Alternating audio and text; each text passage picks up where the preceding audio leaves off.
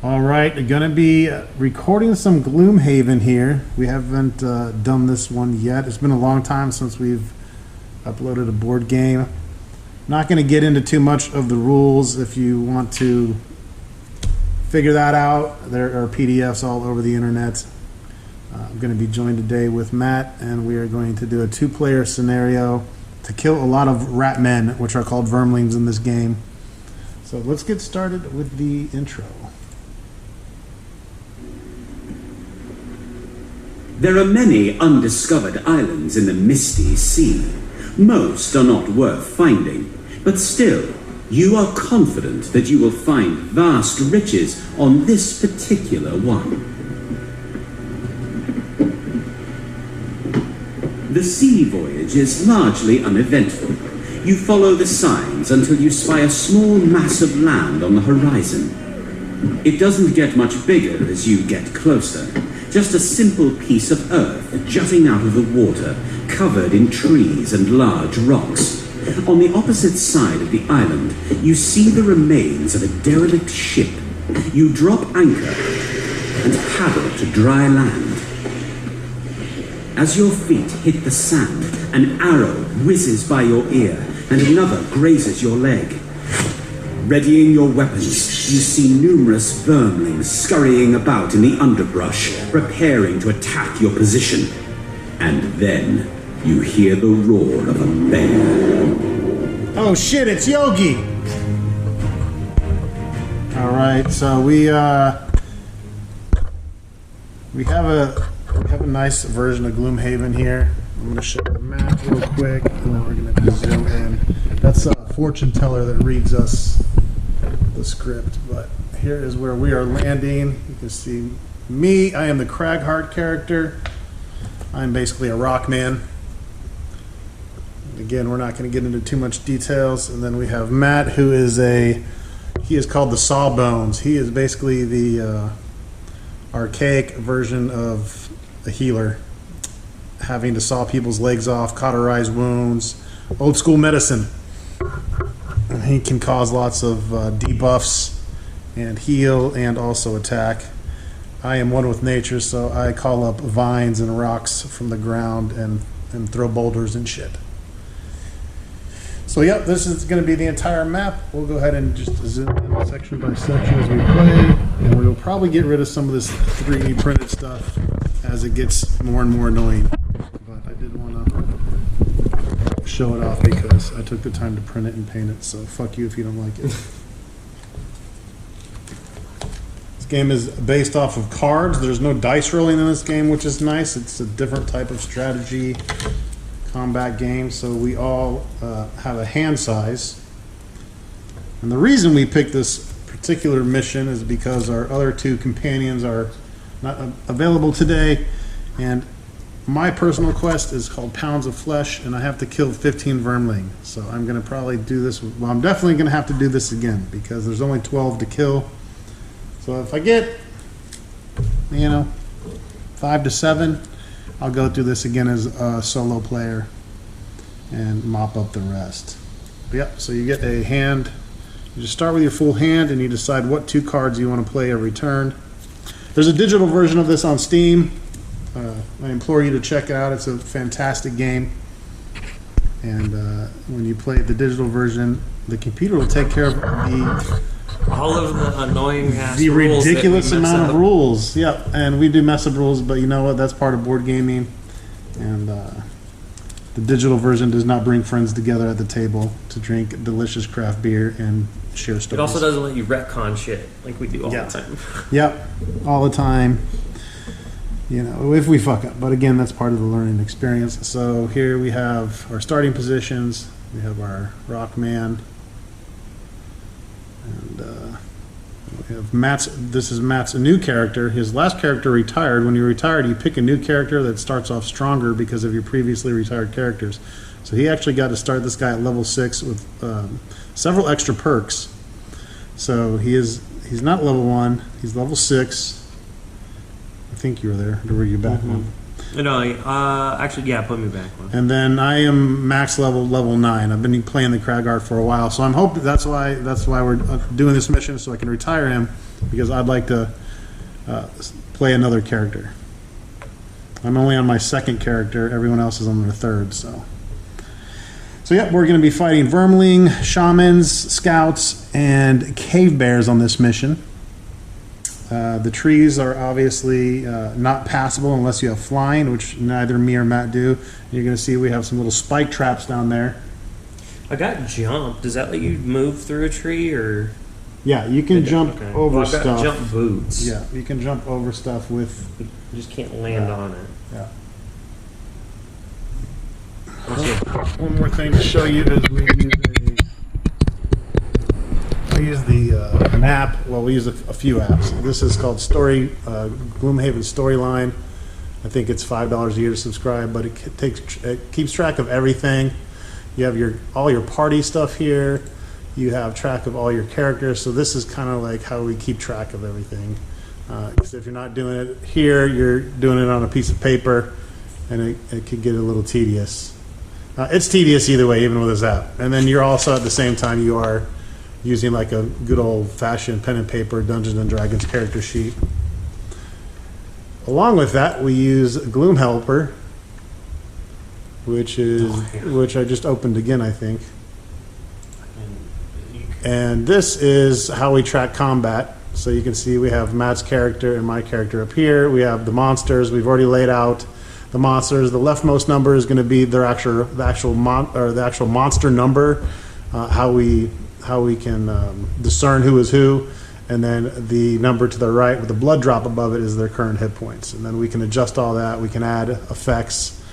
We can see permanent buffs that they have here. The shaman has a muddle card, which gives us disadvantage, and the shaman has a shield 4, which is huge. That means we need to do at least 5 damage to get past the 4 shield, or have something that pierces through shield or ignores shields. So everything else is pretty straightforward, which is good, because I didn't want this first video of Gloomhaven to be overly complex.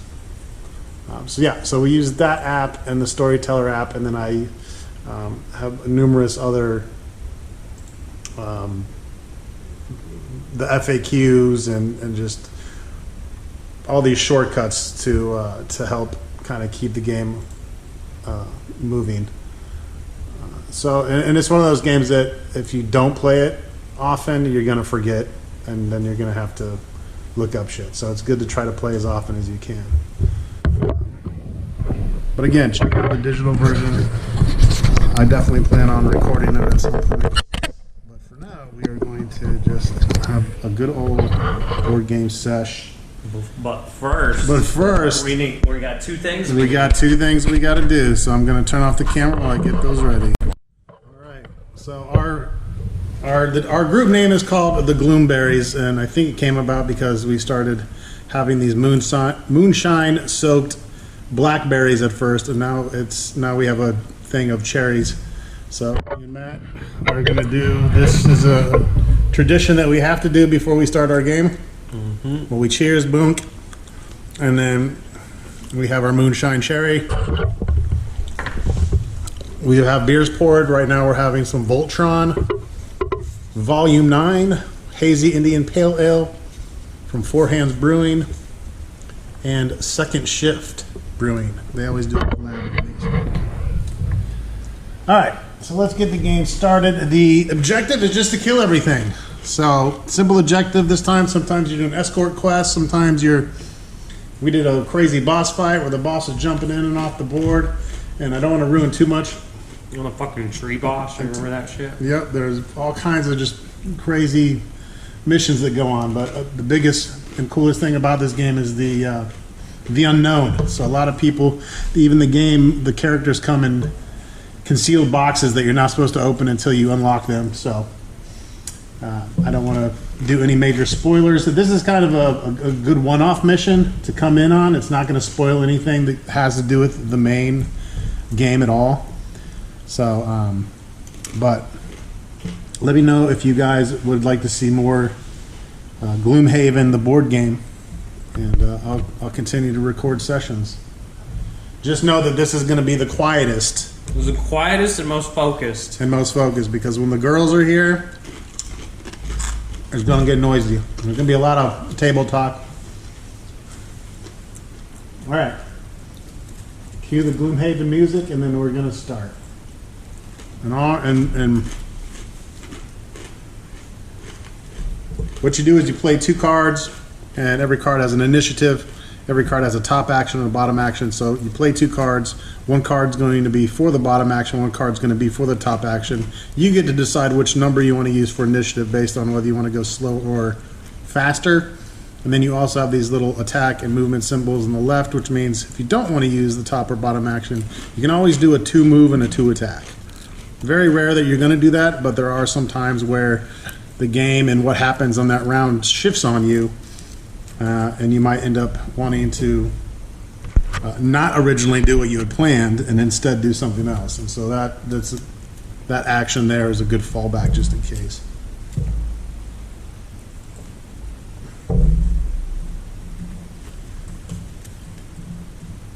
Hopefully my Gloomhaven music doesn't get me flagged because it's going to play a bunch of copyright shit, I'm so sure, but I'm going to keep it down really low.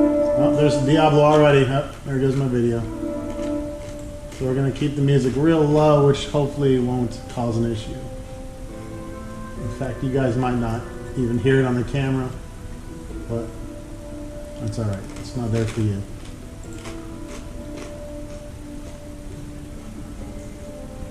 Purple Man 6969 said on Half-Life Video 12, "I like your voice sounds," whatever that means. Sarah Rupert 5320 says, "Nice, another grill gamer. I like it." She thinks my girlfriend's a grill gamer. Wow, is she deceived? It's one of those 2 things. Yeah, she's one of those 2 things. That's right. All right, so we already did another thing that is not going to be recorded. Is we did a city and road card. Every time you start a new adventure, you can choose to have an encounter in the city. We helped repair walls that were damaged from vermling, and because of that we gained reputation and prosperity.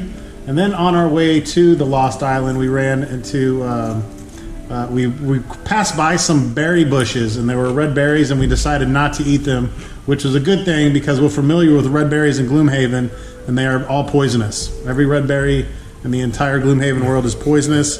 Every green berry in the entire Gloomhaven world is better. Is a positive attribute. I'm realizing, by the way, there's going to be spoilers in this, so if you plan on playing this, there are going to be spoilers. Like I just spoiled that red berries are bad. So if you go play the game, now I fucked it up for you. You know not to eat them, so take that how you will. Also, I apologize now for the slurping of beer and munching of chips. And then eventually pizza. Yeah, we'll be eating pizza here in a second. We'll go ahead and take our first turn and try to get that done. So, let's see here. I'm just going to start killing shit.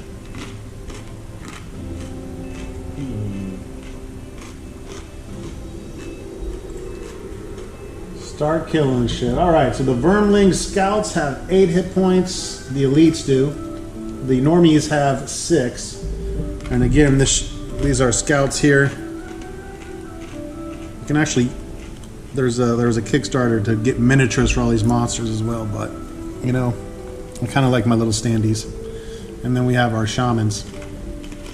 We got enough shit to paint, let's put it that way. If you're going to give me standees, beautiful. And then we also have a cave bear. We have our Yogi.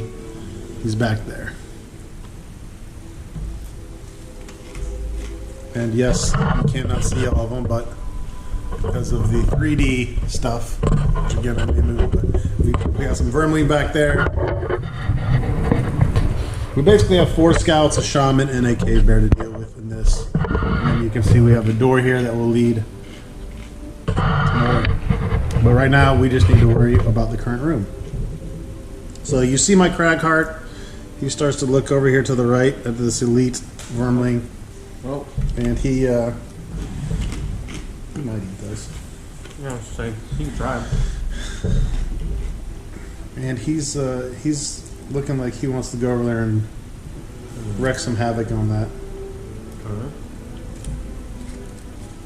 Does seem like a good place to start off. So we're gonna go 53. 53 initiative. And I'm choosing to do 53. I'm going to be using my Forceful Storm bottom action and my level, this is a level 8 card, Lumbering Bash top action. I've also prayed at the church and donated 10 of my gold pieces to get 2 additional blessed cards in my deck. So I have 3 double damages in there now because of the blesses. And then we all have a cancel card, which basically negates any damage that turn. But any status effects are still applied. Okay. I'm gonna go kind of mid. 44. Okay, Matt's gonna go 44. I'll show you how this goes. We also have our equipment. I have a helmet, which negates double damage. I have some armor. I have a shield, which negates damage. Boots that help me move faster, and then we have items as well. So I gotta go grab the pizza, and we gotta eat pizza before we go any further. So we need sustenance.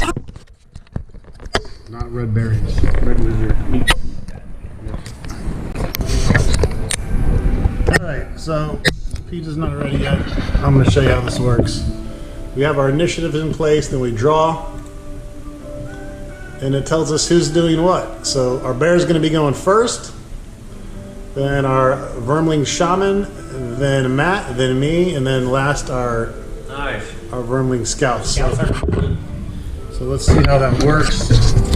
I don't want to hold the camera too much because I still want to play the game and enjoy myself. That's good. The scout's not moving. Just don't end up next to him. So first thing we have is the bear. He's coming. He's going to probably get to me. Damn, he's a fast fucker. 1, 2, charge attack. 3, 4, 5. So the bear can make it next to me. That's not good. He's going to draw for damage. He's doing a base of 3. He got a +1, so I'm going to take 4 health. I'm going to go ahead and just use my shield now. I can tap the shield. That will put up a shield of 2. That'll block 2 damage, so I'll take 2 instead of 4. The reason I'm going to use that right off the bat is because if I long rest, or I have other items that will bring that back to me, so I might as well use it. So that's the bear's attack. Then the shaman, he is going to move and heal, which there is nothing to heal because we haven't done any damage yet. He'll still probably move up though, right? Well, I don't think he would do anything because his there's nothing to heal. Okay. So I think he's just going to stay put because there's literally no reason for him to move. And it's Matt's turn. Right. So this actually works really well because the scouts aren't going to move. Those are all scouts over there, right? Yep. So I can get close to him and not have to be next to him. Were you doing something where you can hit him with range, or? Nope. You see the Cragheart. Oh, okay. He's looking at this guy, but he might fucking schwack a bear for. Yeah, I was gonna say because if you get next to that dude, he's gonna whack you if you don't kill him and poison you. Very true. So maybe the bear. Yeah, I might just put some damage on Yogi. So I've got a move 4. I can move up to 4. 1, 2, 3. Oh, sure. Probably just move 3. 1, 2, 3. We're also playing this on normal difficulty. You can make the game harder, which to me is insane, or you can, if the particular scenario is too difficult, you can dumb it down. You just gain less experience. All right, so But this is the suggested difficulty that we are playing on. I'm doing an attack 1, range 3. I'll put it over here. All right. Top part right here, vaccine. So I'm gonna hit a little area over here and get some poison going. So And that's, I'm gonna target this guy and this guy. all right. Which one are you attacking first? You're doing 10 and 3? Yeah. We'll go with the Got a normal and elite then. elite first. Let me make sure my modifiers are shuffled. Okay. Alright, so the elites Ooh.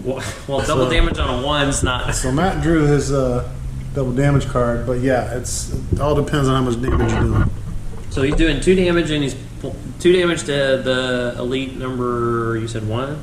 That's 3. Number 3, and he's poisoned. And he's poisoned. Poison basically adds damage when they take damage while they're poisoned. They take an additional damage.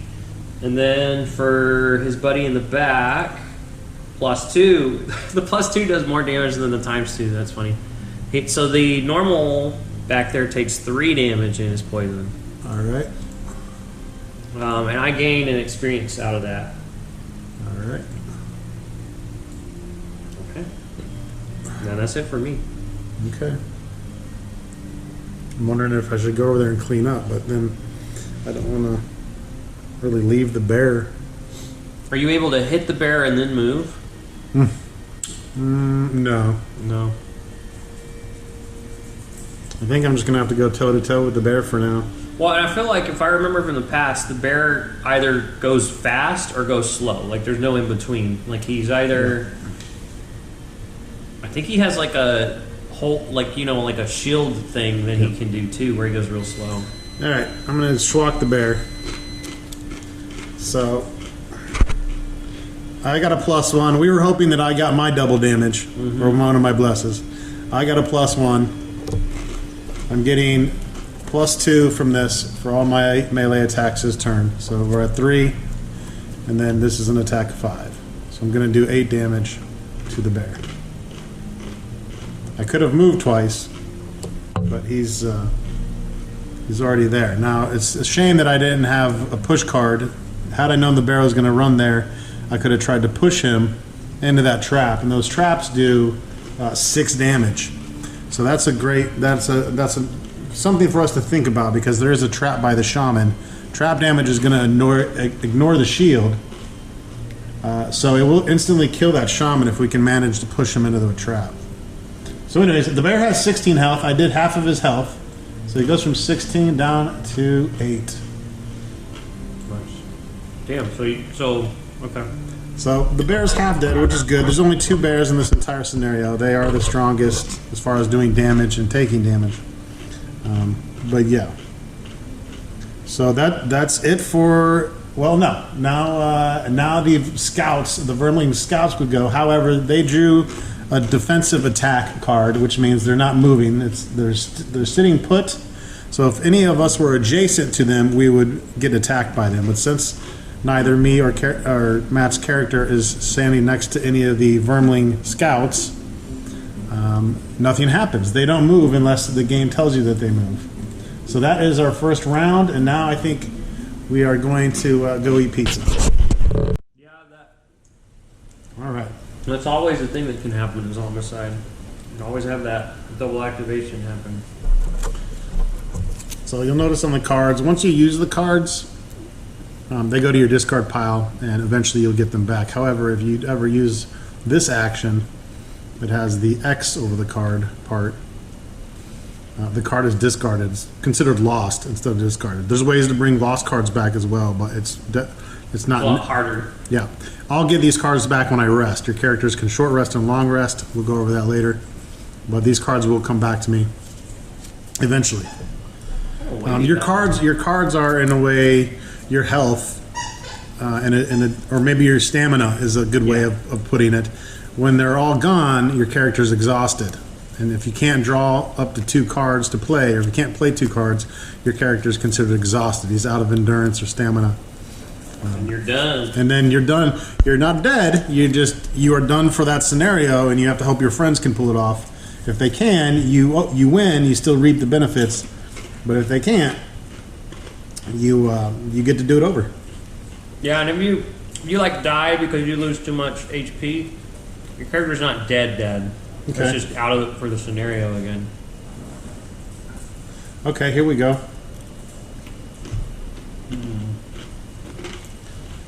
I'm gonna go fast as I can, and I'm gonna make this bear my little bitch.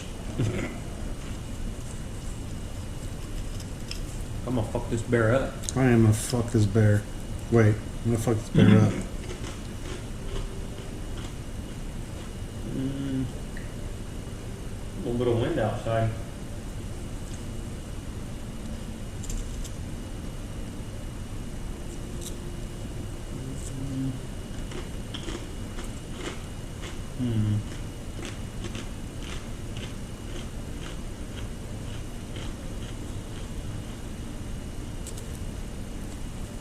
I'm in kind of a no man's land right here with these scouts in the back. I don't want to necessarily move up next to them and then have them all hit me. I made Earth too. So there's elements that take place in this game, and then each of the characters have different advantages when they use the elements. So you can see here, this card generated Earth, which is very typical for the Cragheart to do. Matt's last character, the Light Paladin, would generate sun or light all the time. And then what happens is you can use these elements. Let me show you an example of that. So this card top here, normally you would be able to do all this and then attack. If you have the Earth element out, you get this bonus. So the elements give you nice little bonuses, and they afford your cards to do extra abilities if that element is out. You cannot use that element the same round you brought it out. So you can't generate, I couldn't generate Earth and then use Earth that same turn. But if it's around the next turn, I can take advantage of it. So that's something that I might want to look into doing. But right now, I want to push this bear into this trap if I can. So that's going to be my aim.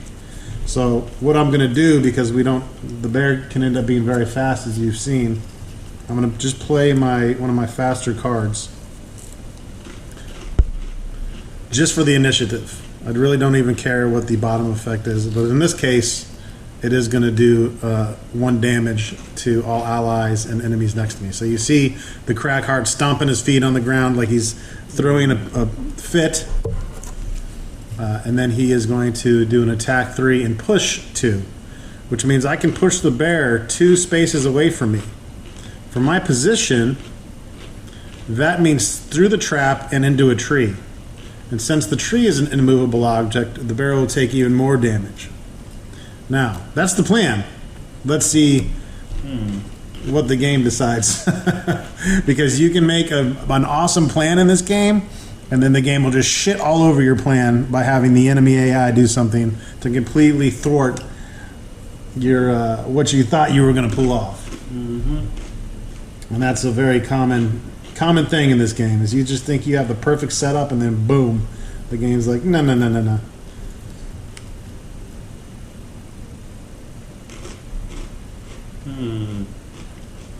When you do that, are you going to move forward at all, or are you just hitting him on any moves?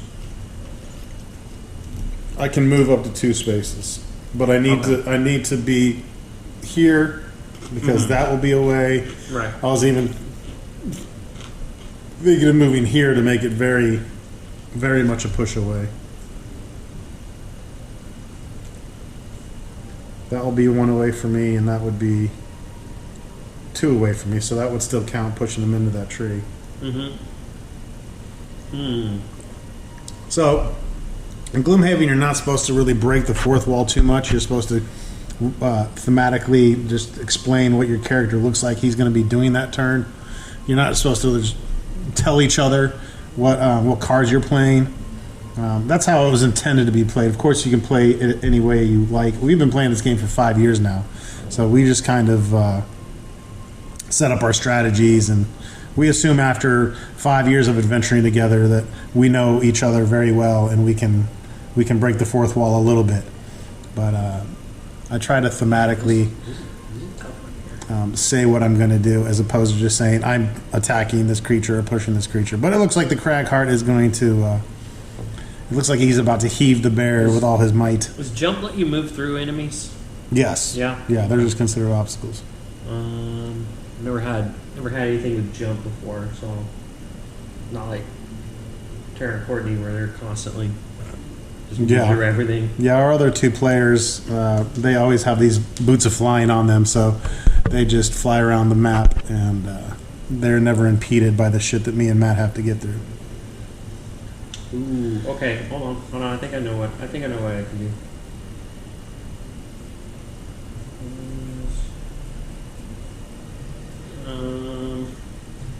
Get a phone call. I'll call back later. Okay.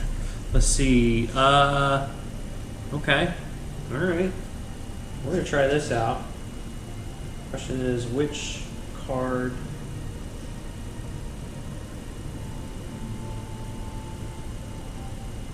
We'll do that. All right. I'm gonna go real fast. I'm doing 13. All right, so we're gonna plug in initiative. Matt's at 13. I'm at 29. Let's hope the bear is going slower. Please, please, please. He is going very fucking slow. Okay. So just to show you the initiative here, you can see Matt's up there at 13. I'm at 29. The Vermilion Scouts are at 69. The Shaman at 74, and then the bear is going very slow. But he's doing a double attack with wounds, so we want to definitely try to kill the bear. And you can see this app is great because it actually the red card is factoring in all the modifiers from the other card for the monsters, so it definitely helps out a lot. All right, so the 13 card I chose, I'm just using the basic bottom move out of it. The whole point of that was I'm gonna line up right here, and then I'm going to use my long spear to turn this top attack right here. All right. Attack wound. I'm gonna get to hit both of these dudes with it, and I'm gonna use my eagle eye goggles to get advantage on both of them. All right. So he gets to flip 2 cards and take the better card.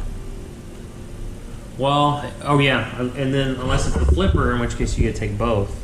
So for the elite, that's going to be 3 + 1, 4 damage, but he's poisoned, so 5, and he's wounded. So he's going to die on his turn. Yep. So the elite takes 5 and he's wounded. So he's at 1 health now, but that wound means when his turn comes around, He automatically will take a hit. Yep. All right, and then I'll flip the 2 for. So that's number 3 here. He's really fucked up. He's at 1 hit point and he's wounded. And the next 2 cards are +1 and a ×2. That's Okay. what we want to see. That got his double damage again. So that's a total of 6 damage on him. He only has 3 health. He's donezo. So you attack the one right behind him. The long spear hit behind him. That's this guy here. Oh, is it? Oh, then we put the.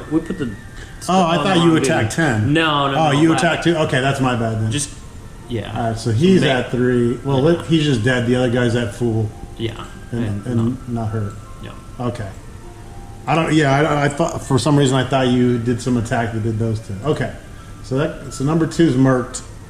This guy is killed. He was poisoned. Sorry for taking these dudes off the board for you, Ron. It's okay. And this guy we're actually going to move over here because we were one scout standee short of being able to populate the whole board. So now we have all our enemies out and we know exactly what we're working with. So we got our first kill done. Unfortunately, that's Matt's kill.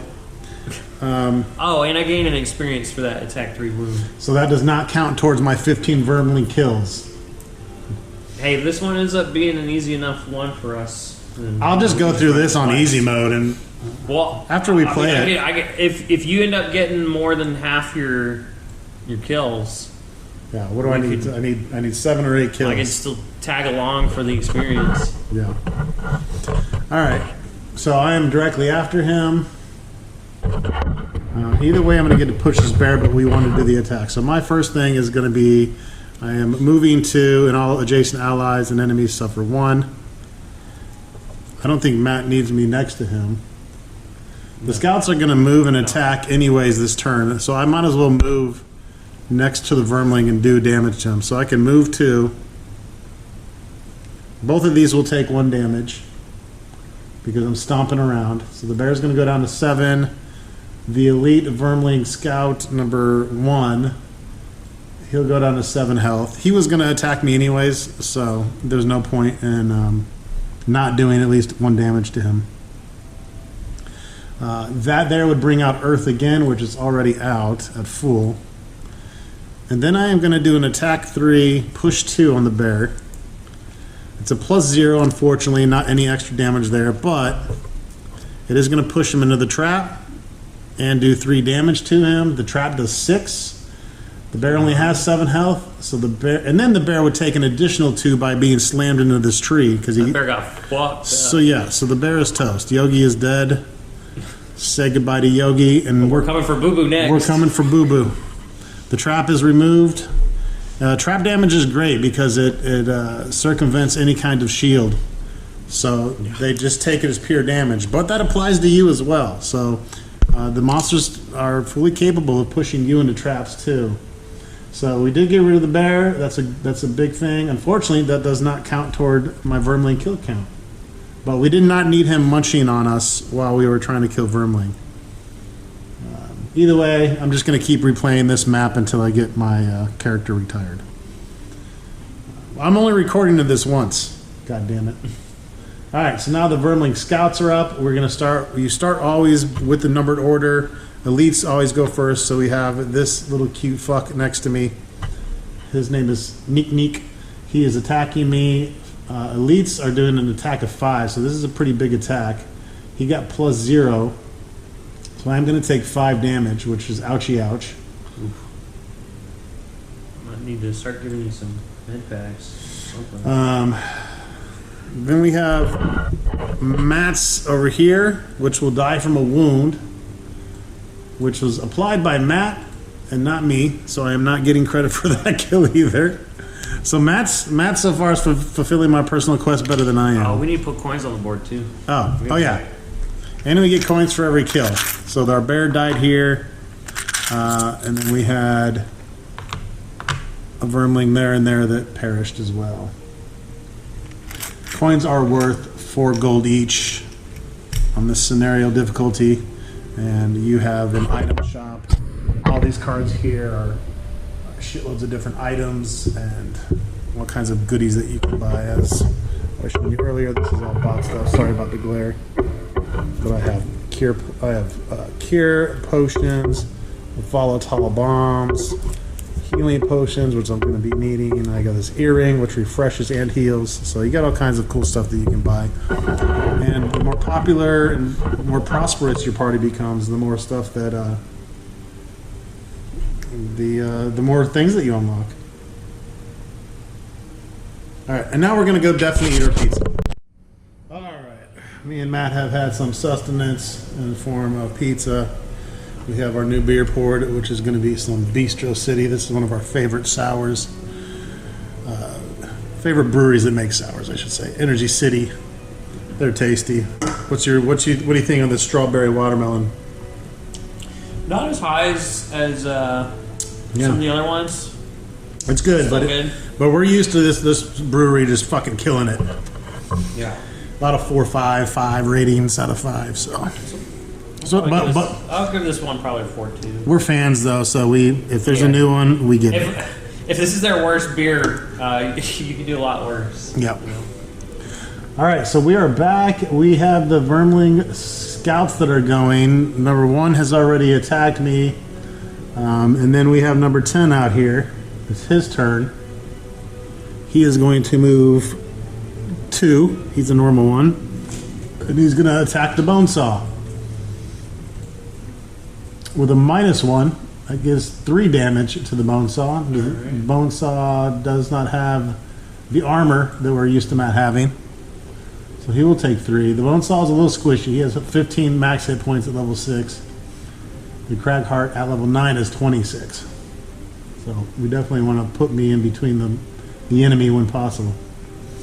The Shaman is also going to do an attack. It's a ranged attack with Muddle. So this is going to be bad for me because he's going to get range. 1, 2, 3, 4. He's got range from here.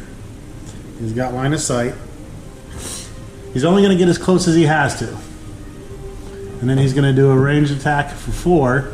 He gets a -2 on his card, which is nice. So I only take 2. However, I'm going to get muddled, which means I will draw 2 cards next turn and I will take the worst. It's basically disadvantage. So I will take 2 damage. And I'll add the muddle symbol to my character. And that is it for round 2. All right. All right. I already know what I'm doing. I'm going to try to take out this.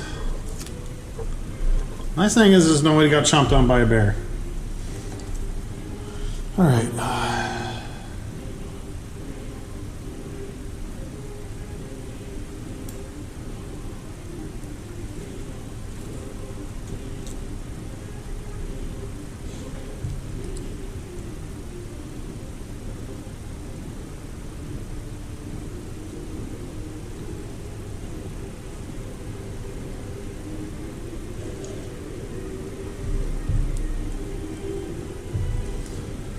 I don't have any elite killers, unfortunately.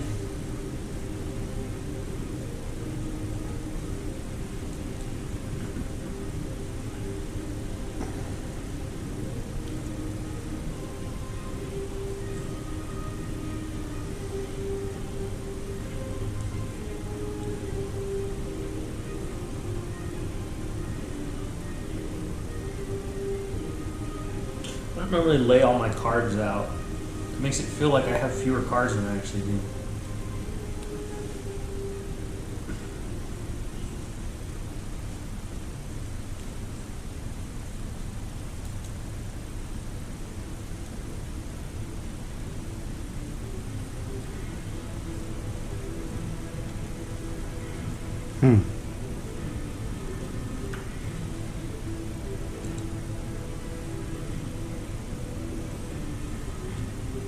I might try to get out of range of this guy.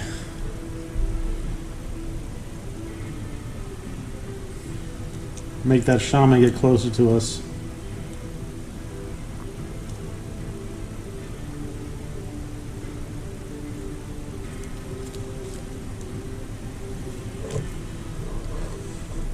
Okay, I'm ready. I'm going to be at 26 this turn. I'm 15. Matt's 15. I'm I'm going fast. All right. Me and Matt are going before both of the vermlings. Oh, those fuckers are trying to loot. Yep. So the vermling scouts are actually going to just try to take coins this turn. They're not going to worry. They're not going to worry so much about the enemy. Then the shaman's going to try to heal, Oh, he's gonna bless himself, and he's going to bless himself. which is bad because it blesses the whole. That blesses the whole Deck. enemy deck. All right. We get to use a cool little combo here. Never gotten to use this before. I'm gonna get to insta kill some normal dude because I'm gonna put 2 negative effects on him. Then this card lets me insta kill someone that has 2 negative effects on him. And it's not a burn. That's the most important thing. A lot of the instant kill cards are one use only. They go to your lost deck. In this case, if he gets 2 negative status effects on the creature, which his first Yeah. attack is going to do. So that's the trade-off there, is that like most insta kills you just do it. It just happens. Here this guy's got to have negative effects on him first. So I'm gonna attack him. I gotta oh fuck. Forgot to shuffle my modifier deck because I drew that double damage again. We'll see. My modifier deck is like super tiny right now. I don't have all those extra cards added into it, so I'm drawing that 2x a lot. Alright. So we're gonna hit this guy first for 2 damage. All right. Damage doesn't really matter so much on him because he's gonna die anyway. He's down to 4 health. He's poisoned and stunned, He's poisoned and stunned. So that's 2 status effects. which means I get to now insta-kill him. So he's dead, Alright. and I gain an experience. That's 3 vermlings for Matt, 0 for Cragheart. Not really what we intended. Like I said, I'm just going to play through this on easy and run through it and do my business. If I play through it once on normal, do you think I'm going to feel bad about running through it on easy to retire my character I want to retire? Fuck no. Well, and don't forget to give me experience there. Just 1. I think we got to put he was on a coin. Oh yeah, double coins. So we double coin there. I already used my loot card. Matt gets 3 experience, or 1 experience, so he's at 3. Did I not play any experience cards yet? Yes, I should have given myself 1 there. And 1 there. Okay, so I'm talking to the camera too much. I am at 2 experience. Let me go back and look. All right. I am going to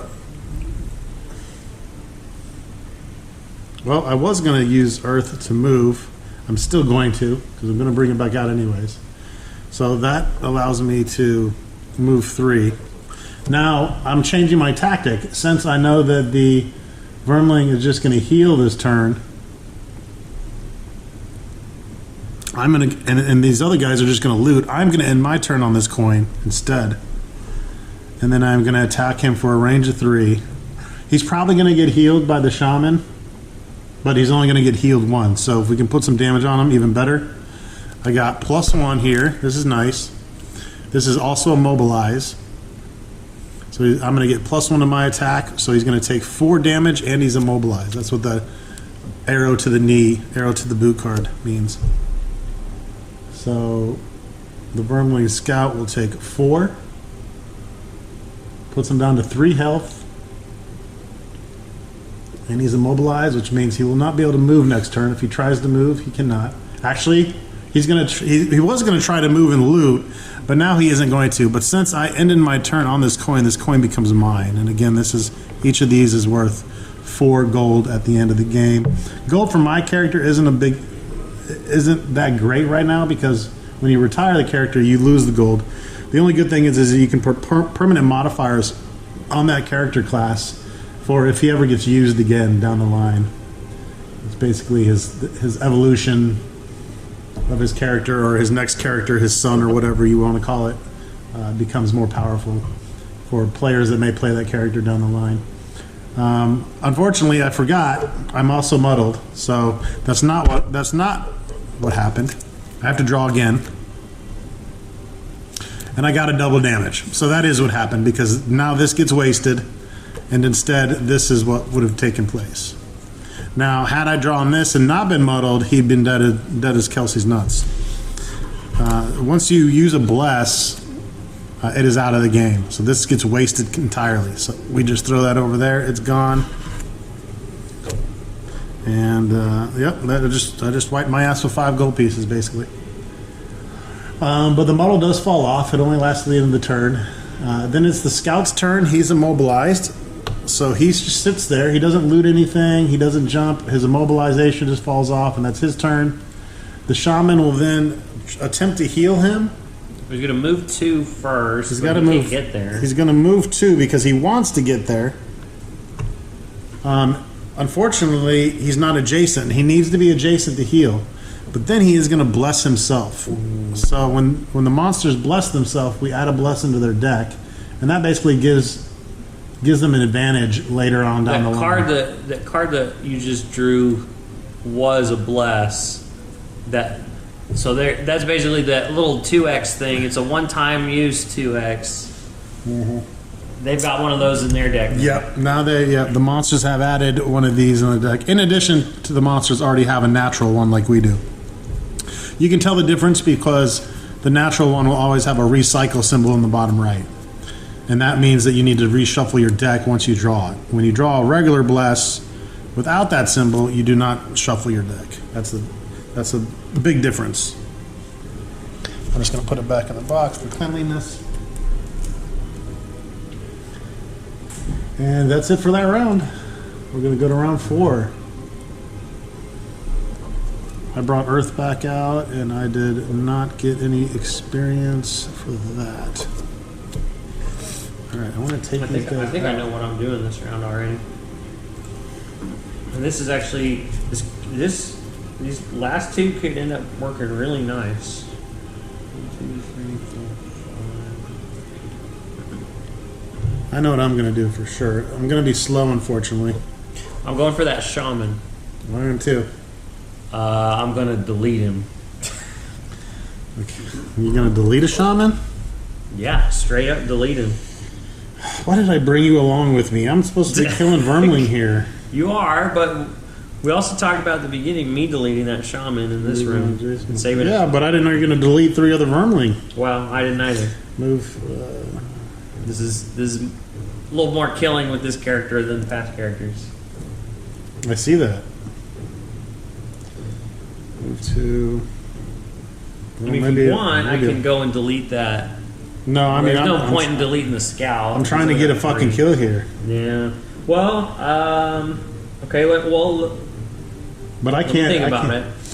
I mean, if you can, it's a burner, so I don't have to burn it here. I can burn it. If you can go quick and get them both really weak, that'll help me out a lot. Well, let me see. 1, 2, 3, 4, 5, 6. Because remember, he's got that shield, so you need to do... He would need to take 9 damage with that shield. Assuming no extra card comes out. I was using bypass damage to get around his shield, that's all. Delete don't care about shield. Yep, delete don't care about shield, and I'd rather win the scenario than anything. I'm gonna have to play it again either way, so... Well, and here's the thing. and I want to get this done. I want to get my new character before we. This play is my it. first time playing this character too, so I'm still learning. Yeah. I'm just saying I want to have my new character unlocked before we play again with the other two because I want to start leveling her and getting gold that matters. So yeah, just do what you're gonna do. All right. I'll just focus on the other one. I'm not gonna move very fast. That's the only I'm thing. definitely not gonna move very fast. I used all my speed to make sure the bear got fucked up. So there's a I mean, depending on where the shaman moves, that could end up changing this. But I know my initiative.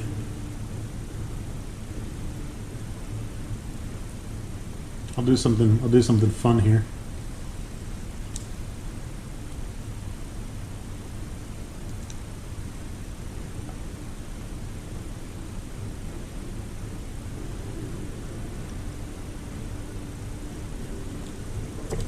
Alright, let's just go for this. All right. So I'm 62. I'm gonna be 43.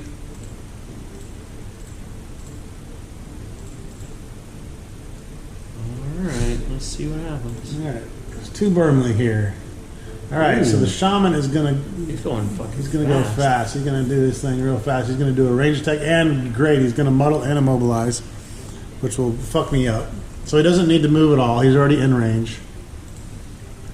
He got his double damage, which we always want them to draw double damage on me because I have this helmet. And this helmet basically negates double damage and it turns the card into a +0 instead. So he's not going to do... he would have done 6 damage. Instead, he's going to do 3. I need to get you some heals. And he's going to muddle me. And he's going to immobilize me. I got you next round. Luckily, well, it does ruin what I was going to do, but luckily I have lots of ranged attacks. So I am at disadvantage and I cannot move now.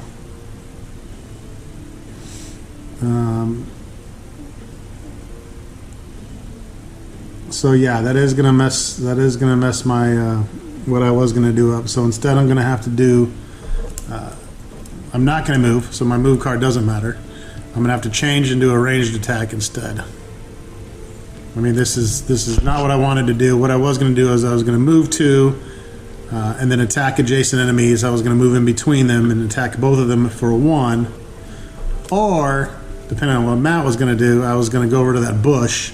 The Cragheart has the ability to pick up single objects and fling them at enemies, so I could actually take that bush, rip it out of the ground, and throw it at an enemy for pretty massive damage. Plus, I would add earth, so I would have attacked in an attack 3, but I got immobilized.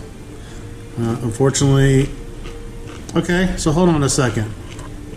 I forgot. I got this.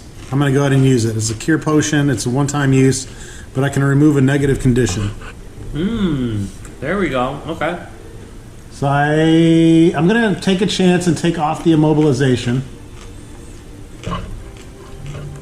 and hope that I draw 2 good cards again, because last time it wasn't that bad.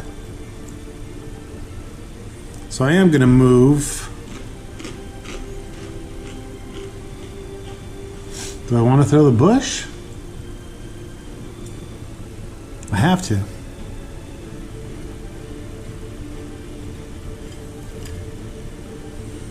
It's range 4.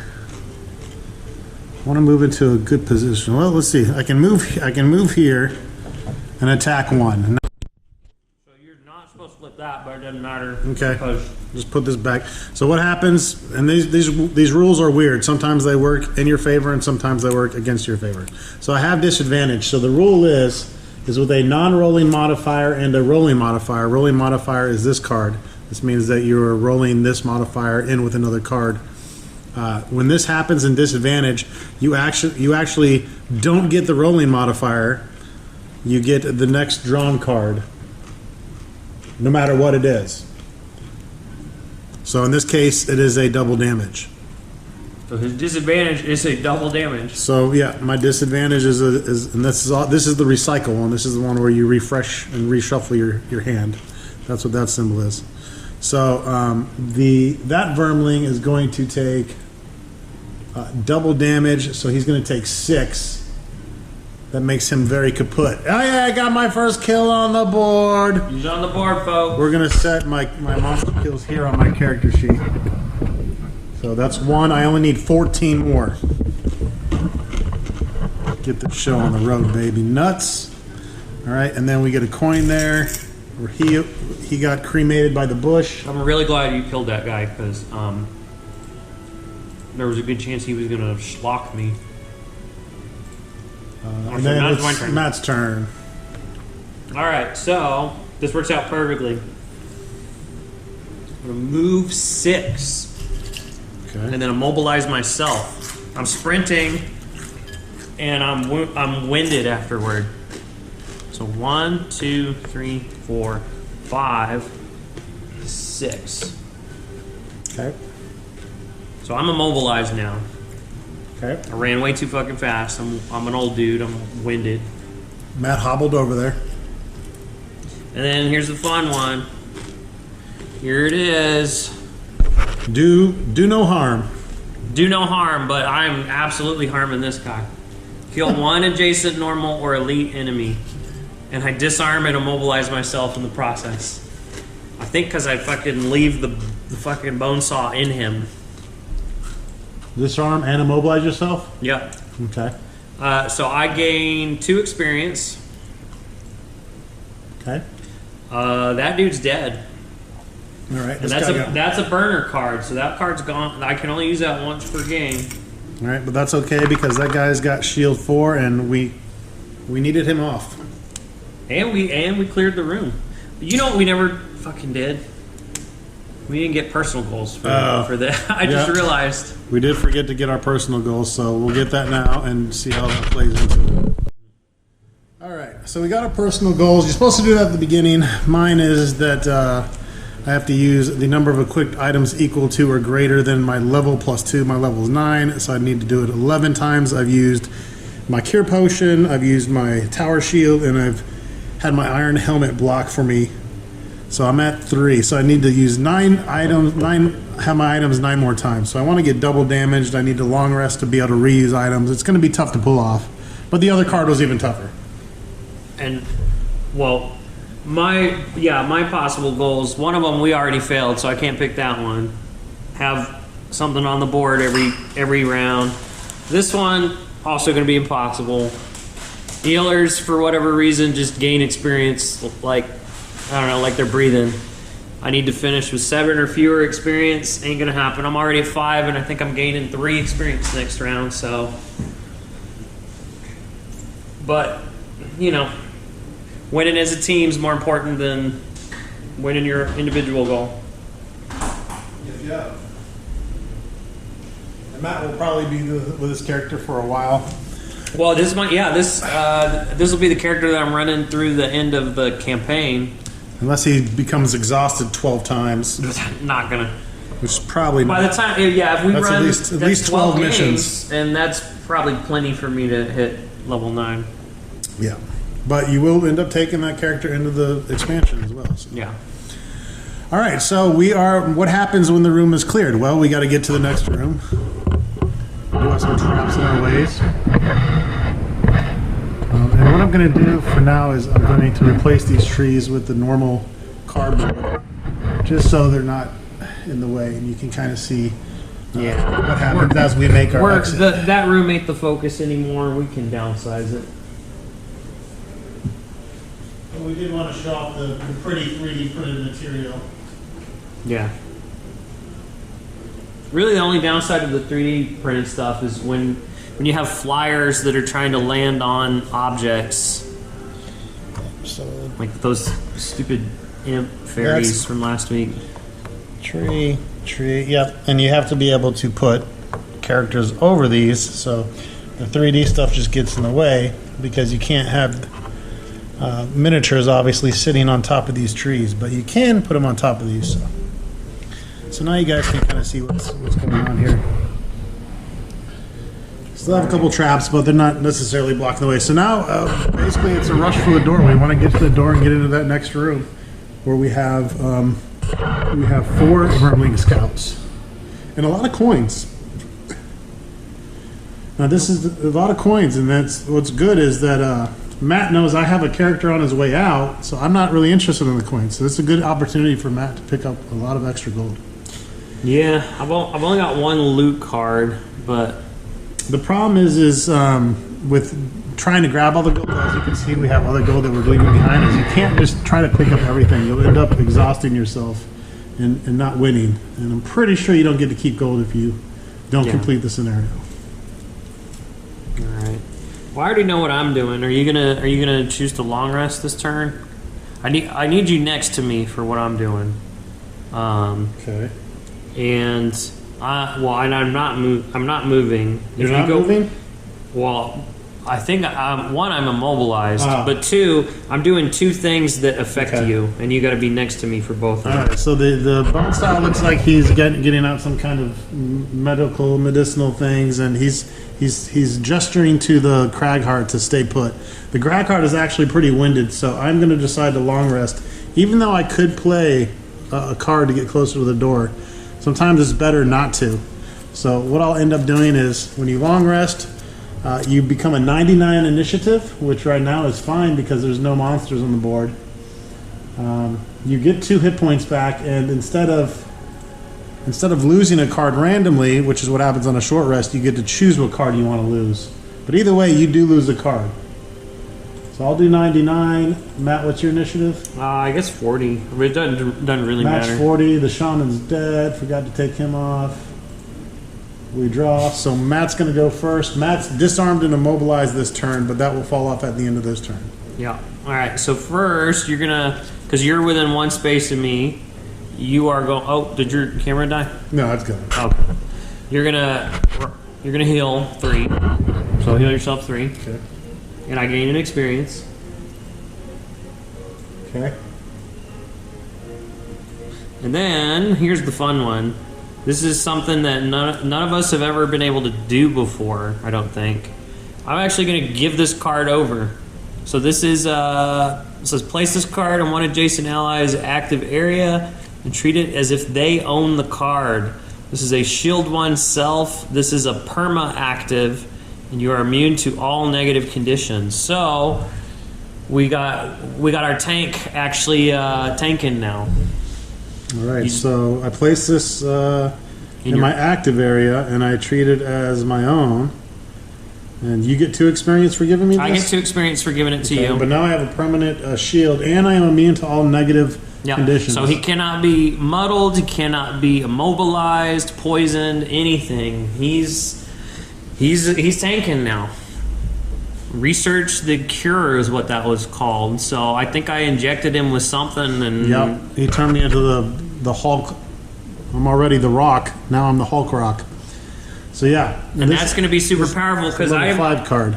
I may not make it all the way through this, but and I don't know how often I can heal, but that's taking 1 shield, like 1 damage off everything that attacks Yeah. is huge.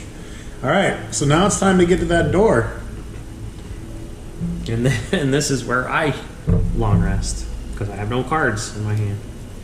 But that's okay because this character can actually catch up to you.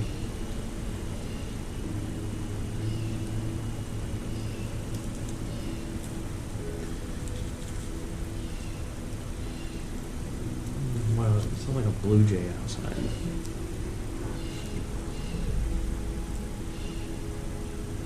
Question is, what card am I going to get rid of? Can't get rid of the killed normal dudes. That's just too powerful. Keep that. It's probably gonna be this one. I gotta kill normal enemy. I better save that for Boo Boo. All right. So, I guess go ahead and click next round, and then. I need to get my initiative. Well, we never. Never. I discarded my card already. I'm going to gain 2 hit points from long resting, so I'm at 19 out of 26. Matt's at 12 out of 15 health, and then we're going to go to the next round and try to get this door open. And I'm going to be 99 because I'm long resting, but I'll be able to catch up.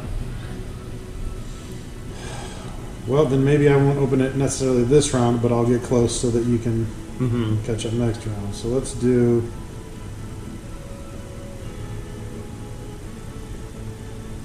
Some interesting music on the Gloomhaven playlist. Yeah.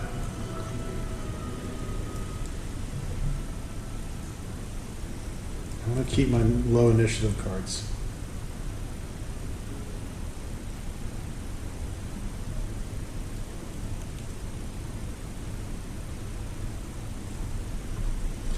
Keep that for movement. What's another card I can discard? No, definitely not getting rid of that. I'm reluctant to get rid of my.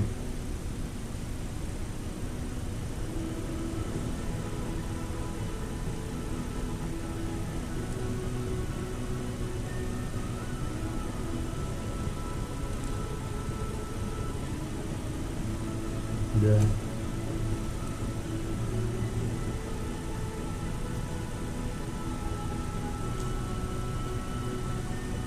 Bit early to be burning too much. Yeah, that is something I like about this new character. Is it doesn't.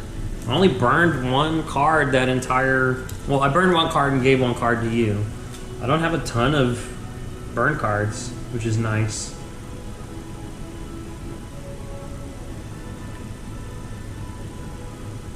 Those other healers are all just. I'm here for a good time, not a long time. Okay. I'll do this. Fuck it. Fuck.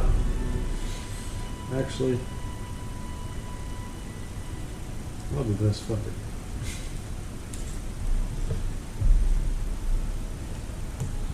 All right. I'm going to be 29, I guess. And you're 99? Yes. Okay. So Matt's long resting this turn. And my battery is getting down to low, so I'm going to go ahead and switch it out now. Alright, we're back. It's only at 78% for some reason. That's weird. Alright. So Matt is long resting, like I was saying, and I am 29. We'll start the turn. What I'm doing this turn is I am moving to. I'm going to be using another item this turn. So what I'm moving to, I'm healing all adjacent allies, and I'm attacking all enemies next to me. There are none. So I'm going to move 2. Gets me closer. I also heal the Bonesaw 1. Perfect. And then I'm going to use my boots. These are going to move me another 3. And I need to use items, so I'm going to go 1, 2, 3. Then I'm going to heal myself. I can heal anyone within a range of 2, but I'm going to choose to heal myself and bring out Earth. So I heal myself 4. Dang, okay, alright. And I bring Earth out. I was thinking we were worse off with the health, but... Yeah, the Cragheart got a little bit of healing in him. A little regeneration. Alright, the Matt goes. Matt now goes to full health because he gets his long rest of 2 hit points. So he's 15 out of 15. I'm 23 out of 26. He gets to discard a card of his choice. Yep. And then we go to round 7. Alright. Now we're going to want to burst through that door, and that's when we're going to technically spawn these 4 other vermling, and we'll also move that door once. Jump lets you go over traps, right? Yep. Ooh, okay. This will be. Oh yeah, I forgot. I recovered my refresher items too. Oh. So I got that. Yeah, you I did got, too. I got my shield back, Aren't your boots recoverable too? but I just used them this turn. Oh, that's right. That's okay. I'm at 4 out of 11. I need to keep a little tally down here. 4 out of Well, 11. that works because I could just jump. I'm just gonna jump over that trap and be one away from the door on this turn. Yeah, unfortunately, I'm going to be in the doorway, so I guess we'll see what happens. Well, 1, knowing 2. that I'm not gonna be all the way in there, maybe I can plan something to.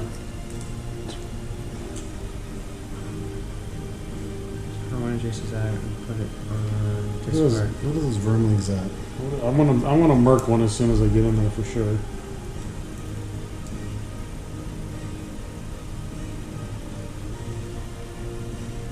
I do got Earth out. Actually, maybe now is the time to use Cataclysm. Maybe. Yeah. Okay. We're gonna do it. That's not a range attack. Where's my +2 ski?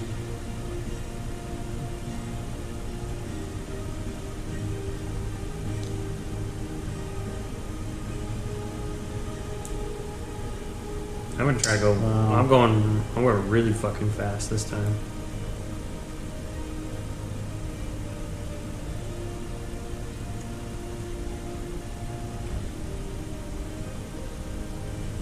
Won't be able to do that because I got to move 1, 2. Need to move 3.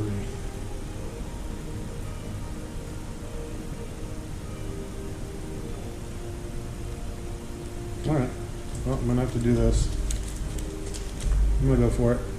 You going fast or going I mean, so? I'm gonna go fast because I'm gonna hope to trump the initiative of the.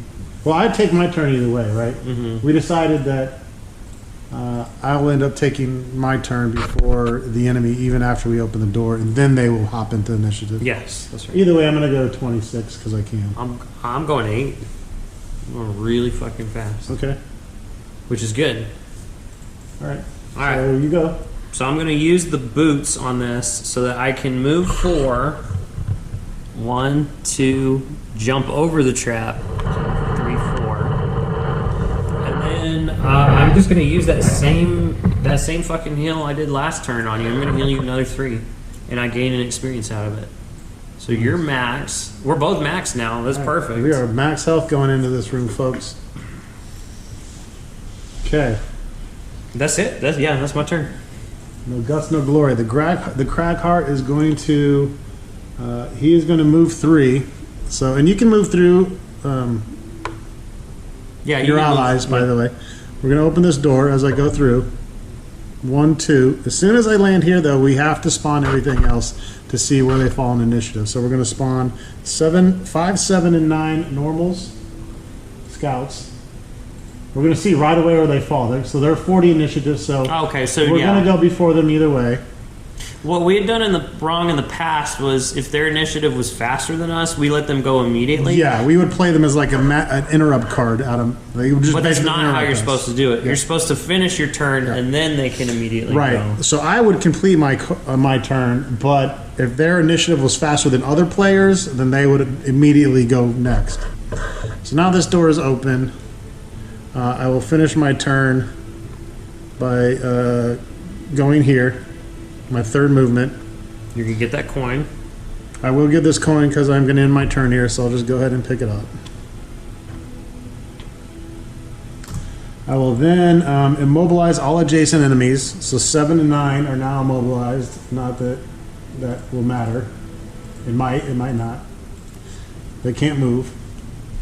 And then I'm going to do a little card called Cataclysm. Cataclysm is a fun card. That's me standing in the gray, and I basically cause an earthquake to all the adjacent hexes around me. So I am going to hit everything Hit 3 things. in this. So I'm going to hit 5, 9, and 4 elite for 4 attack. However, Earth is out. And as you can see, I'm going to use Earth Yeah, now to make damn. it a 6 attack to each of them. So we may be getting that kill counter up here a little might bit. be getting this kill counter up here. It's and I do got to shuffle because I drew my cancel and my 2 times. So bear with me. Just look at the beautiful board while I shuffle. Listen to us. This is Listen to us. the Cragheart's awake now. First room was warm up. Cragheart's He's awake. My Cragheart's name is Chasm, by the way. the Sawbones. I'm just calling him Doc. He just goes by Doc. He just goes by Doc. Nobody knows his real name. I think it's Cock. I think it's Doc Cock. Doc the Cock, or Cock the Doc. But he just goes by Doc. We tend to use a lot of short names. A lot of 3-letter names in this. Well, yeah. Or if they're Why longer, their characters if they're were- longer, we turn them into 3 letters. All right. Yeah. So the way this works is we need to figure out who we're attacking first. You can designate who. You just need to make it known because you can't obviously draw a bad card and give that to somebody that you don't want to give it to. So let's just start in a counterclockwise rotation. We'll start with number 9 here. This is going to be 6 damage. He got my 1 bad card in there. So where'd it go? He is going to take 4 damage. So it won't kill him. So unfortunately, it won't kill him, but it'll hurt him. So number 9 takes 4, it brings it down to 2 health. Number 5 over here is going to take +1, so he's going to take 7. So he is dead. He drops a coin. That is, I only need 13 more Vermling heads. And then we'll go last but not least. We're hoping for a bless here. Number 4 elite. Damn it! I'm just not drawing good today. I got a -1, so he'll take 5 damage. And unfortunately, that leaves him with 3 hit points. But that's okay. At the end of the day, the point of this is to win. And he's weaker for next round. The bad thing is they are all going to move and attack. Fortunately, they're not doing a very strong attack. The other fortunate thing is that we're full health. But yeah, that could have definitely went a lot better. Unfortunately, it did not. It is also a lost card. It becomes lost now. That's what that symbol is. So that goes into my exhausted pile. Did you give yourself experience for all that? But I also give myself 2 experience. Brings me up to 4 experience. Matt's at 9. And that is going to be it for my turn. Luckily, Matt's also put a shield on me, and I will be ignoring negative effects, which I think that is fantastic. Yeah, you're gonna be a beefy boy these last couple rooms. So, and I have my tower shield back out, so let's just see what happens. It's going to be the Vermling's attack now. Again, we're going to start with the elite here. Wait, where's it? Oh, yeah, we I forgot forgot to remove. erase 2. Wait, who got deleted? 7 and 9, and then 5 is dead. 5 must have been the one I wasted. Where the fuck? Where did Or he you go? think you put him in your pile? Ah, I did. He's in my kill pile. Alright. So, 4 elite. He is, we're just going to say he moves next to me. He's going to do an attack at a base of 3. He got a -2, so he's going to do 1 damage. I'll take that. So see, they have bad luck at the same time that we have bad luck. We're going to have number 7 over here, who is immobilized. It doesn't matter. He attacks. He's attacking at a base 2, the +0. I'll go ahead and use my shield again because I need to use items. That shield 2 will block it totally. That puts me at 5 out of 11 uses, and I take no damage. Wait, when that elite hit you, what did he hit you for? He did 3 -2? Yeah. Well, you got your 1 shield on there already. You shouldn't take any. I forgot. I got to get used to having this extra shield. So I didn't take any because of that card that Matt gave me earlier. I got to remember I have +1 shield here. So when that next Vermling hit me, I'm actually going to probably save my shield in case someone does more damage. So instead of using my shield, I'll take the 1 damage because he would have done 2 -1. So I'll take 1 hit point there. I want to use the shield when it's going to block both points. So if they draw a +1 or more, like he Here's just the did, +1. now he's doing 3. Now I'll use my shield to block 2, plus the shield that Matt gave me That blocks all the damage. That reduces it down to 0. The Vermling Scouts are not done officially. Yeah, you're officially a tank now with that And card. I am officially a tank, baby. Okay. Because your character was kind of like the off tank or the range tank. like the support tank. Yeah. But now you're like a tank. Yeah, as long as the Sawbones is there with the Hulkinator cure. Like Hulk me up, Doc. Hulk me up. All right, so I want to play a card where I am attacking everything adjacent to me. All right. And I'm gonna try and supplement that because I got my spear back. Depending on how this goes, I could. Ooh. Well, damn. Maybe I don't want to do that. You need to let me go first, man. Just please. I just realized I can get 3 kills here. I've got my loot 1 card back. If I land right here, you see this? If I land right here and loot 1, do it. Well, it's a bottom card is the problem, so I would need a top move, but maybe next. We'll see. The Cragheart looks like he's going pretty fast, and it looks like he's about to do some crazy whirlwind attack on the 3 Vermling around him. Ooh, actually, think about that. 31. I'm going for Slayer mode right now. You see the Cragheart winding up like he is going to try to murk all 3 Vermling around him because he knows he needs their heads. He just wants to go first, hopefully.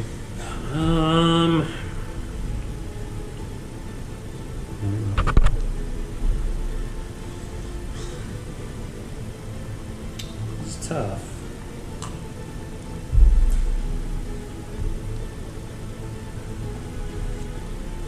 If I could do that, I don't think that's going to line up right.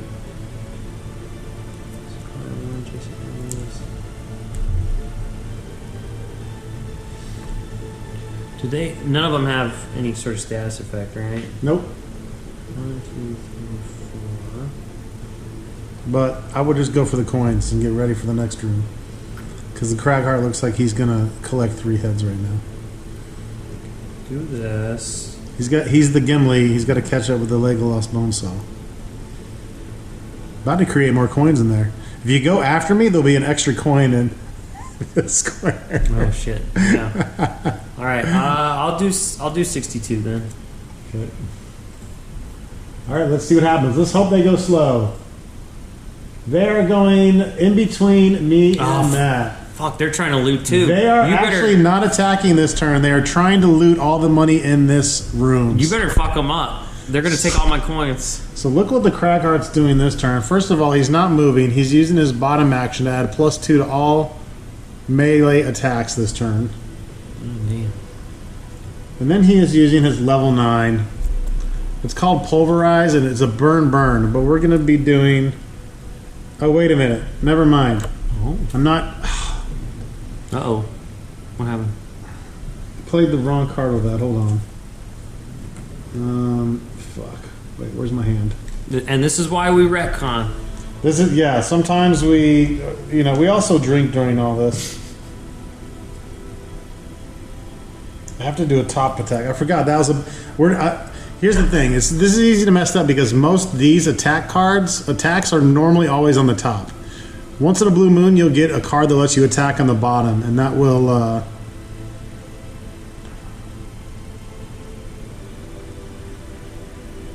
I can push everything into obstacles. That's interesting.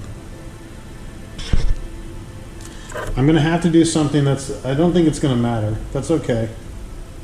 It's not going to affect anything. You can also choose to do your bottom or your top card in any order that you want.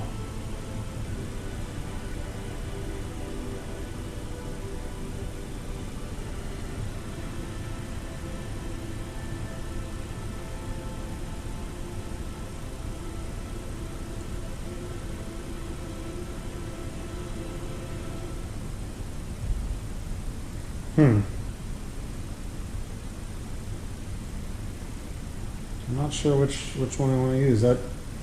That my brain is. I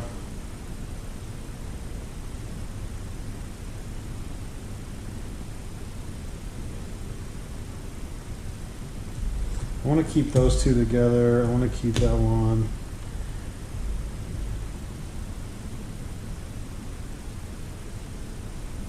Okay. There's no objects in there. We're just going to go with brutal momentum. So I'm using a 7 and a 9 card here. I'm going to start with the bottom. And then if push comes to shove, we have an attack 3, push 2 card. So we're going to do the same thing. I'm going to start, we'll start with number 9 at the bottom, and we'll work our way counterclockwise. So then we'll hit the elite and then the normal. So first, I do an attack 2, target all adjacent enemies. Then I move 5 and jump if I want. And then I do an attack 3, target all adjacent enemies. So we'll start with the attack 2 on number 9. I got a +2 and a muddle. Number 9 takes 4 damage. He has 2, he's dead. All right, so we're back. We did look it up. I am going to be able to ignore being cursed and muddled on this attack. So we'll just go ahead and we're going to start with Matt because he has the closer initiative. And she is in range. She has a range of 4, so she easily targets 2 of us. When a monster has the choice to target 2 characters, it will always do whatever it can in its power to position itself too. So say the shaman was in a different place, he would move in a space where he could target 2 characters. He will always focus on the person that's closest to him, which in this case is both of us. If it's a tie, as it is in this case, he will focus on the person that has the lower initiative, which is Matt in this case. But it doesn't matter in this case because he is targeting 2, and there happens to be 2 targets there. So we will start with Matt. We know they already drew their double damage, and since we're on that same turn, we know that they can't draw it again. Or wait, I'm wrong. They drew the blast. They drew the blast. Yeah. They drew a +1. So 3 So it's going to do 3 damage, muddle and curse Matt. to me. Yeah, that's not too bad. Not too bad. Matt already drew his curse. Yeah. She's doing a +1 to me, so it is going to do 3 damage to me. The muddle and the curse. Well, don't forget your shield. Oh, and I have the 1 shield, so it'll do 2 damage to me. Got to remember that. And so yeah, so that puts Matt at 12 out of 15 hit points, me at 17 out of 26. And then it is Matt's turn. All right, so you're gonna like part of this. So I'm gonna use that same loot 1 card to loot. Get it, baby, get it. 1, 2, 3 more coins. All right. That's good. I'm gonna go shopping after this. Hell yeah. And then for the rest of the turn, I'm handing you this card for the rest of the turn. Okay. What's that do? You get an additional 2 shield for the rest of the turn. So you've got 3 shield. That Vermling can't. I mean, he's targeting 2, so he can target me. We'll see if he's alive. He's not even. Yeah. I'm going for the shaman actually, though. So, all right. Okay. I was hoping I was going before anything else, so I could do that. But that shaman went fuck fast. He went at a 9 initiative. Yeah, he went. 15 really is fast, folks. 9 is ultra fast. But Vermling are known for being very quick. Yeah, that's true. Very well, quick characters. because one of our party mates used to be a Vermling and was always in the single digits. It's crazy. She was a rebel Vermling. She was a good Vermling. All right, it's the Cragheart's turn. He is at a 3 shield for this turn. He's doing his good old lumbering bash.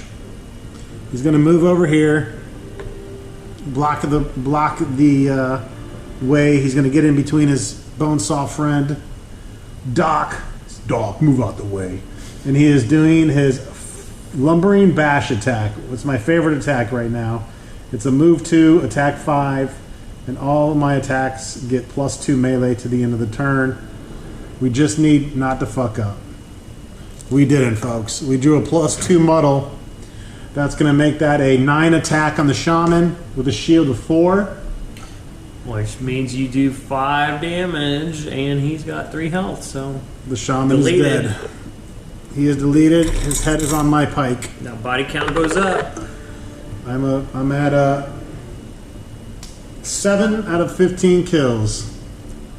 Ooh, this beer's good. It is. So I am almost halfway. One more Vermling kill and it'll be official. I will be halfway home of my retirement for the Cragheart, which I've been playing quite a long time. And I am happy to retire him. On top of that, I'm going to use my major healing point potion because now's the time.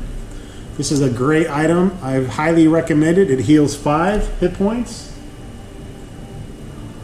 That brings me up to 22. And that brings me out to 10 out of 11 item uses, folks.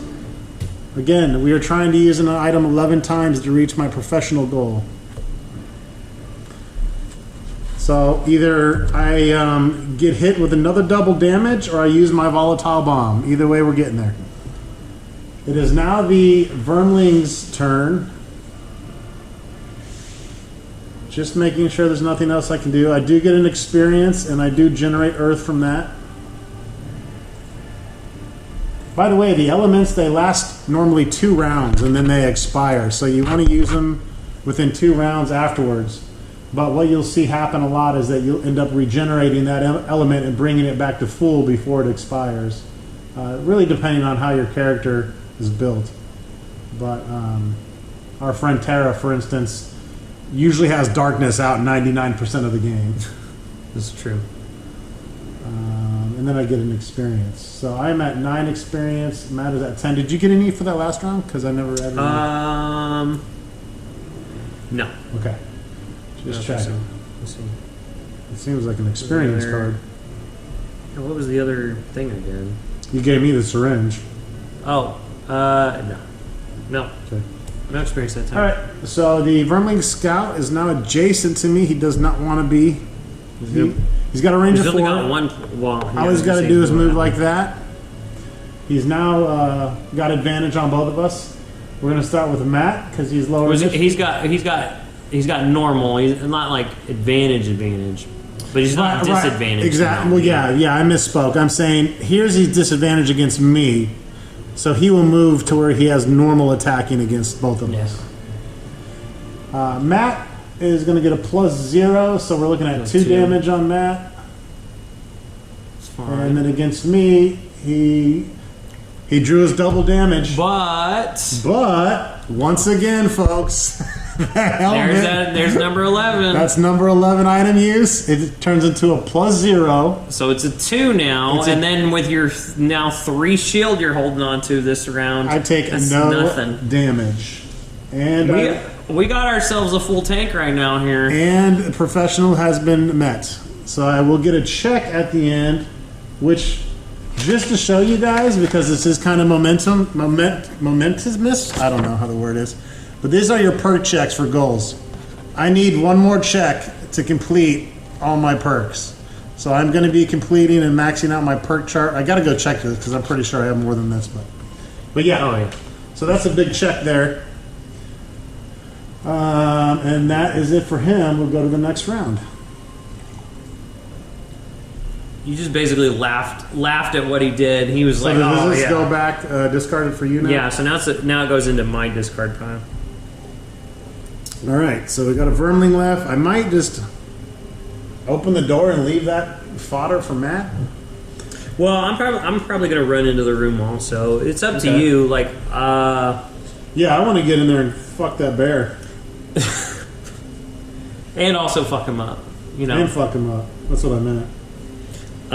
There's also a chesticle in there that, Well, I can get to the chest right now. and we definitely want Matt to take the chest because there's a good chance it could be gold, and we do not want my character picking up 30 gold right now. We definitely want Matt's character because Matt's character is going to be around for a while, and mine is not. My goal is to get into the room and kill a bear. Let's see, 1, 2, 3, 4. Well, 1, 2, 3, 4, 5, 6. I can land exactly on the chest. I am doing this. I'm so not used to being able to move this fast. Like I'm at normally, 29. What are you? I am a Should I go fast? I'll do 27. We're getting in there. Okay. Well, Or I mean, I can go slow. I would go slow just Okay. because. I could do 62 then. Just because we want me to have we want me to open the door. Yeah. You don't want me to get fucking die before I get in I there. don't want the bear to turn the Bonesaw on into a bone meal. So 60 So 62. So yeah, again, you're supposed to dialogue the game and play as thematically as possible. So, but it's all to your liking. We've been playing it so long now that it's Yeah, just we definitely strategize and talk and break the fourth wall a lot, but we also do thematically talk about what we're going to do, and we keep a lot of the role playing element in our games still. But yes, again, we let me reiterate: we started this game in 2020. It's 2025 now. We're ready for Frosthaven. All right, so the Vermling Scout actually tied me for initiative of 29. Whenever there's a tie between a monster and a character, the character always will go first. I'm gonna actually ignore him. He's gonna probably shoot me in the ass, but we will see. He might shoot the Bonesaw. I'm actually only moving 2 spaces. Well, so that's the thing. If you're gonna ignore him, do you want him to just attack you instead of me? Like, do you want to have him go before you? Because don't we get that choice if it's a tie?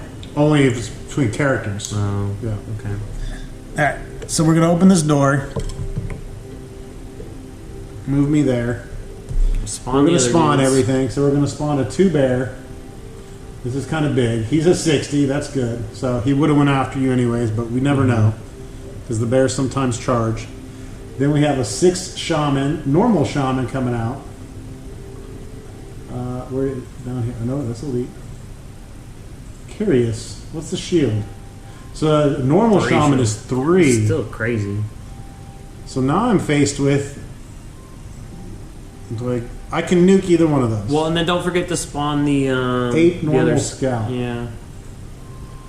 And we know he's there. So that's the question. I can now kill a normal enemy within range 4. That's either of them. Well, so A 16 hit point bear that can pop. You know what? I'm going to do the bear. Because I know the bear does a lot of damage. yeah. The shaman, they're a pain in the ass, but I feel like they don't chuck out a lot of damage. They blast and they. So I'm going to delete this bear. That was always my intent. Boo Boo is instantly killed. He basically gets petrified. I bring up stone that wraps around his body. And you got a little boo-boo statue going on now. Now I should have killed the Vermling Shaman because he would have been part of my goal. But the bear can fuck shit up. The bear's not to be played around with. He can do a lot of damage. So I went ahead and took out the bear because I don't want to deal with him. I feel like this is going to be very manageable now. So I encapsulated the bear in stone, and Boo Boo is petrified for life. I'm basically Medusa'd that motherfucker. I brought out Earth. I get 2 experience, Hey, boo-boo. and the Why card you is look like the a card is statue? gone. So we're gonna bring out some freshy Earth. I'm actually gonna pass Matt for the first time in Gloomhaven history and XP. And that's it. This music kind of reminds me of Witcher a little bit. All adjacent allies and enemies would take 2 damage, but there is nothing adjacent. Okay. So now it'll be the scout. Well, so now it's going to be both scouts. It'll be the one in our. Well, actually, Yeah. what's 6? Yeah, It's gonna be both. it'll be So we're gonna do number 6 first. 1, 2, He's the 3. one behind me. We're both 3 away, so he's gonna attack me For because you, I had yeah. initiative. We want him to. Mm-hmm. He got a +0. His attack base is 2. 2, so minus So 1. -1, so he's gonna do 1 damage. His buddy is already in range. He got a +1, -1, so he'll do 2. That's fine. And then it's Matt's turn. Because there's no bear, because I deleted him. Right. right, so Motherfucker. we are going to move 6. By the way, how's his battery low? His battery drinking on this quad dub. It's good shit. This might be my favorite one today. 1, 2, 3, 4, 5, 6. Let's get that treasure chest. Let's see what it is. Okay. And then I'm immobilized or sprinted. Oh, so this is a good one for Matt because the final goal is a bonus God 25 damn. gold. If this is gold right here in this chest, I'm gonna be fucking banking. So this is chest 71, folks. We have a chest table of contents in the back of the book. It is a random side scenario. So we are opening up a random. Okay. Well, and that's good. A random side We quest. kind of wanted to do that a little bit. Open up some of these side scenarios. Wait a minute. Let's side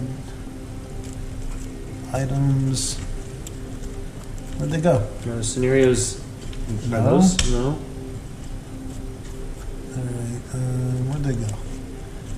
These are ones we've already done. Okay, it's one of these. So random one of those.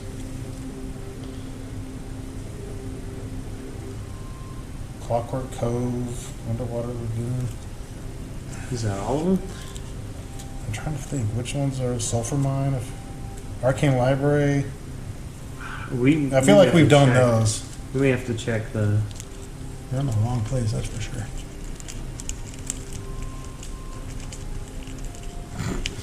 Jesus Christ. Yeah, these should be. These are the solo items. These should be here. Shit gets moved around. These should be here. All right, we'll double check after. We'll pick one. 60 magma pit. Magma. So we have unlocked another quest scenario, 63 in one. We'll talk about that later. Not important right now, but it is a new mission that we could go on with. Damn, I want a gold. Yeah, with possibly new rewards, but That's okay. it's another mission with more gold. Okay, is that it for you? Yeah, because unfortunately, that vermling doesn't have any negative effects on him, so I can't. No. But I am immobilized. I'm not gonna be able to move next turn, which is okay because I'm gonna. This shaman is attacking you. He's doing 3 and muddling you. That's And we're going to the next round. All right. So we have 3 Vermling to win the game.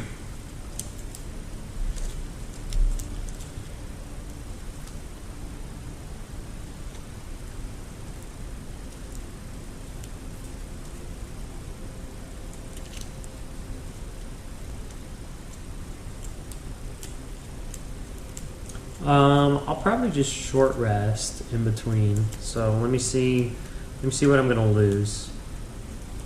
This is a character I can actually short rest on, which is nice. Nellis was always like, you want a long rest. Okay, I'm going for that shaman. Okay, well, since I short rested, I'm about to delete the dude next to me. I'm gonna do that same exact fucking combo that I did before, where I put two negatives on him and then immediately delete him. Okay. I'm 43. 15. Come on, go slow. Yes! The shaman is going slower than me. Perfect. Go, Bonesaws. All right, we're doing the same wombo combo from before. Attack 1, poison, stun. Doesn't even matter if I hit because he's poisoned or stunned. And then kill 1 adjacent normal enemy with at least 2 negative conditions, which he will have. Flip it just for fun. +2. So I do 3 damage and he's poisoned and stunned. That is number 8. So he's at half health to begin with. But Stunned is a great effect, folks. It basically negates the entire turn of the creature. So if he's Oh, gonna- they weren't even attacking. They were looting. They weren't this time. attacking. They were just looting.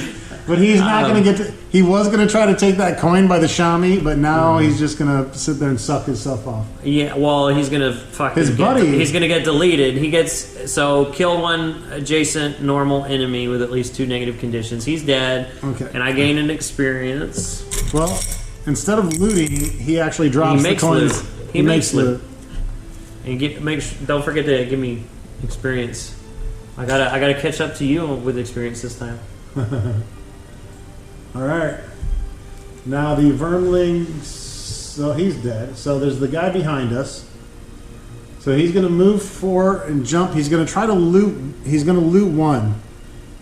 So all he has to do is move here, and he's going to take these coins, which means nothing to us. It just takes him off the board. We don't care. Yeah, it's just less loot. It's a funny thing the Vermlings do once in a while. Doesn't attack. His turn's over. Cragheart's turn. How is he going to deal with this shaman with 3 shield? Well, let me tell you, folks. Let me fucking tell you. First, he's going to burn a card just to move. Just to fucking move and gain experience. Because me and Matt going at it like Gimli and Legolas right now. We're going to get 2 experience, move 5, and jump. Not that I need to jump. But I'm going to jump anyways. I'm going to jump all the way over to this shaman. Jump. Jump like fucking Mario. Jump. I'm going to land on this coin just for shits and gigs. And then I'm going to push the shaman into the wall with brutal momentum. It's a 7 card, attack 3, push 2. Guess what though? For each hex you cannot push the target because of a wall or obstacle. Your target suffers 2 damage. So I'm going to go ahead and flip a card. It's a +1. So he'll take 1 damage because he has a shield 3. And then he will get pushed into the wall twice and take 4 more damage for instant death. And I will get another XP on top of that. Putting me at 14 and Sawbones Yeah, I'm not at gonna 11. catch that. And that gives me, folks, that gives me officially 8 Vermling heads. Over half my goal of 15. It's okay though. I'm gonna steal the last kill from myself. That's okay. It's a glorious victory. And so it would be the shaman's turn to bless heal, but no, he got murked, so he's not on the board. It's the next and probably the final turn of the game, folks, of this little Gloomhaven introduction. I have to actually short rest because I only have 1 card. So let's see what happens. Maybe I can beat the Bonesaw to this kill. It's possible. It is possible. We're going to shuffle. And I'm going to lose Lumbering Bash, an 85 move card. Well, I don't think I need to do that much damage. So we're going to just go ahead and lose that.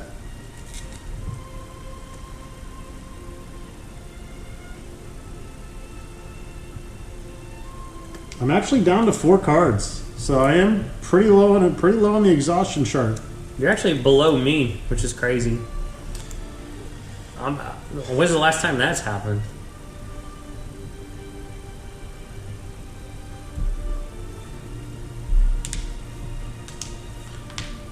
Well, you're in luck because the Cragheart is out of movement. I have a move 6 card, but it has to be in a straight line, and there is no straight line from me to the enemy. Oh, hold on. We're gonna go for a ranged attack in that case. There we go. And we fucking experience burner. 3, 2, 3. Yep. Okay. 29. I'm 8. Well, fuck you running. Uh-huh. All right. And the scout is 29. He tied me again. All right. Let's see what the Bonesaw has up his sleeves. Alright. So we are going to move 4 to start off. 1, 2, 3 is all I need to move. Then I'm going to do an attack for immobilize, but before I do that, we are going to use our eagle eye goggles for advantage. Flip. That will make it an attack 5. He is dead, and I gain an experience. All right. He is dead. Don't forget to give me that experience, even though it's not Right. enough to catch you. That puts Matt at 12 and me at 14. Matt at 7 out of 15 hit points. The Cragheart at 19 out of 26. And we officially win. The game ends immediately once you get that final condition. So no, we don't get to pick up the coin that he drops. Nope. Even though technically there would be one there. We don't get to... You don't get to finish the level. That part's kind of weird, yeah, I guess, because you'd think after the adventurers were done they could, but that's just the rules of the game. Once the goal is met, that's it. The incentive is to work in picking up treasure along the way, and that being part of the game. You have to make that sacrifice to get that money. And honestly, it'd be way too easy to get gold if there would be no gratification in getting that big loot one like Matt did earlier. Because if you could just go back and clear all this gold that we have behind us, then the loot cards would actually be very pointless. And they're a fun mechanic. And as you can see in this particular scenario, they're a fun mechanic that works in our favor because the Vermling are also trying to pick up gold. Their greed comes before their necessity to survive at some points. And it did cost a couple of them their lives. So anyways, that is a game of Gloomhaven 2-player. I want to thank Matt for joining me on this little venture. Let us know what you think in the comments. Would you like to see some more Gloomhaven? This is my head count of Vermling kills. I actually ended up doing better than I thought I would. Started off a little crazy. We also got our professional check. I don't think Matt got his. No, I did not keep it under 7 or fewer experience.